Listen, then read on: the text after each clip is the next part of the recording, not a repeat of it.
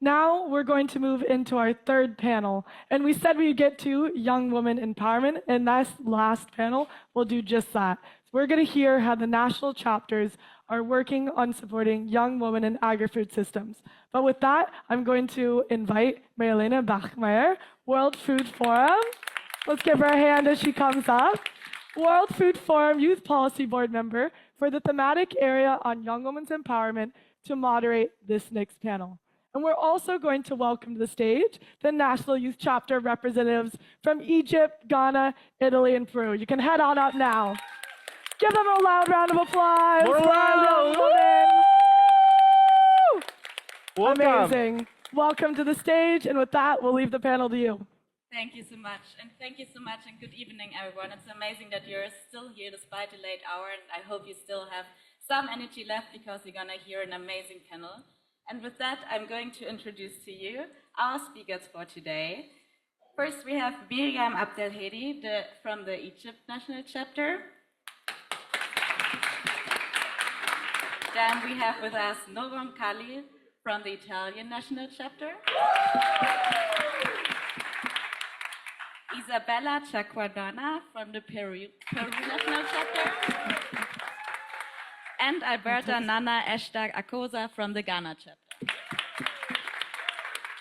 And to set the ground for the discussion, I quickly want to introduce to you the Youth Recommendation on Young Women Empowerment, which we established last year together with close engagement with the national chapters, and also I hope with many of you here sitting in the room.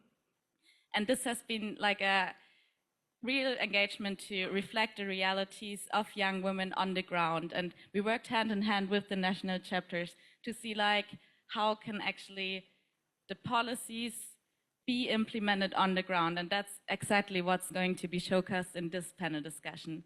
So let's dip right into the discussion, and we start with you, Miriam. So can you tell us, how is your team championing young women empowerment, and what are your plans in implementing the recommendations for the next year? And to round up this panel discussion, we want to hear from you, Alberta. Could you share how the Ghana chapter is empowering young women and building partnerships that create real impact across the agri-food systems? All right, thank you. And thank you for being here at this time.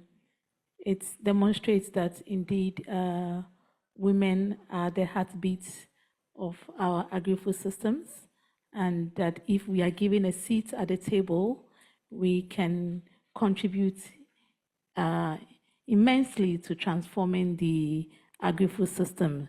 And from all the stories that we've heard here, right from Egypt to Italy to Peru, it goes a long way. In Ghana, it's not very different from what has been shared here. But what we have practically been doing and is using the hand-to-hand approach, which is what the theme resonates or reflects with us. Hand-to-hand, all hands on board approach, and connecting the unconnected approach. And it reflects within the projects that we run. First, we have women also within the committees, and then all the projects that we are running, we try to ensure that everyone is on board, and that is why we drive everybody together. We have a number of interventions through masterclass panel discussions where we engage the women. We target more of beginner agribusinesses and startups, bringing them together and ensuring that they have a voice at the table. And by this, we realize that they are further empowered and able to contribute meaningfully. I think we have one of the most impactful sessions in July with one of the universities in Ghana, University of Energy, where the beginner agribusinesses came together, and the result was stronger for our women in agribusiness directorates under the Ministry of Food and Agriculture to call for the report to ensure, to see how we can further work with the startups within their communities to scale them up. For partnerships, we do a lot of partnerships. I think the chapter actually kicked off with the partnership approach, and that is how we kicked off. We realized that we needed that to ensure that we are valued and that we have that right visibility and that we are accepted. And that is where we are now. We had partnerships with the media, which gave us the strong visibility that Ghana Chapter has. And then we also partnered with our government to execute and implement some of our projects. One of the key ones we had was the International Youth Day, where our government was fully involved. And then most of the projects that we are having, like the Ghana Poultry Day, the Agri-Students Career Guidance and Mentorship Dialogue, the Farmers Symposium and all that were through partnership. I think one of the key things that we did also this year was the Farmers Forum with Market Women, which we had a strong partnership that brought us some revenue. For the first time, we received a check from one of the key development agents. So a round of applause for the chapter in Ghana. We've received our first check. And then we've also had a very strong relationship and partnership with our country office.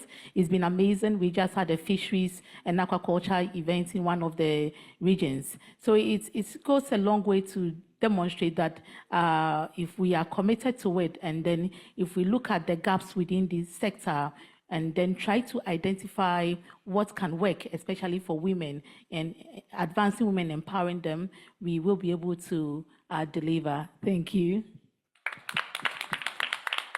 Thank you so much, Alberta. It's really inspiring to hear how you've managed to build like really strong partnerships. I'm sure many of us would like to hear more about it and learn from you to duplicate. Great, thank So you. looking forward to continue the Sure, would love to share. discussion.